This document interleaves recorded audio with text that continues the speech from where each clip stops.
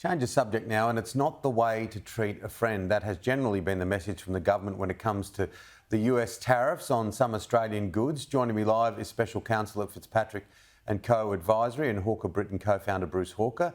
Bruce, are you worried about the support for the US alliance in the wake of these tariffs? Look, I think the tariffs have got a long way to go, Tim. I think we're going to see some changes in the United States, is my guess, as the impact on Americans of the increased tariff starts to be felt. It's going to increase the cost of living, it'll have inflationary pressures, and it could also have employment implications as well. So I don't really worry too much about the long-term defence relationships between Australia and the United States, because I think we're a long way off being in a position where we're going to have to readily sort of resort to them. There's no sign that China's about to do anything rash or anything like that. So I think at the moment, I would just be holding the course if I was the Australian government. Obviously, there are a lot of people in the United States in that defence industry and in the Pentagon who have a much more sanguine view of things than Donald Trump does.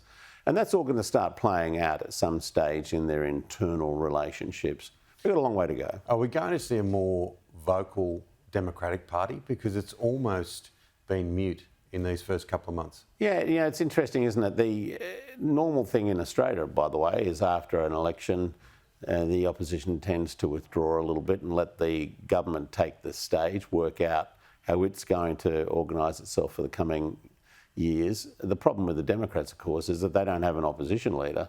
Their system doesn't lend itself to that. You have normally the House leaders will be, or the Senate leaders will be having a lot to say about things, but we don't actually have that at the moment. And so, yes, I think they do need to start amping up, particularly as they see the impact of tariffs hitting ordinary Americans. You know, people in the exporting area, you know, the grain belt, that's places like Minnesota, they'll start to feel the impact of that. And then he'll have to come out and do what he did in the first term and provide them with assistance, which sort of nullifies the whole purpose of having tariffs in the first place. Now the Canadians are having an all-out fight and they've got a new Prime Minister, Mark Carney. That's been announced this morning. Yeah, very interesting, isn't it? And of course, as a result of the actions by Trump against Canada, the Liberal Party, which everybody was writing off, is now well and truly in a fight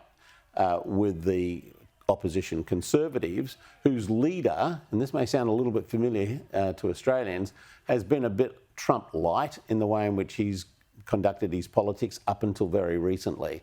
And of course, you know, you can see that somewhat in the way in which Peter Dutton conducted himself over the last few months. He's trying to wind that back now because he sees that comparisons with Trump are not particularly attractive to the Australian public either. Nowhere near as impactful on our economy at the moment as the tariffs are on Canada, and there's no talk about Australia becoming the 52nd state. Mark Carney's different, isn't he? He's quite, I mean, he doesn't have a political background. He's quite forthright. We've seen that this morning. He is, and that's an interesting style, you know.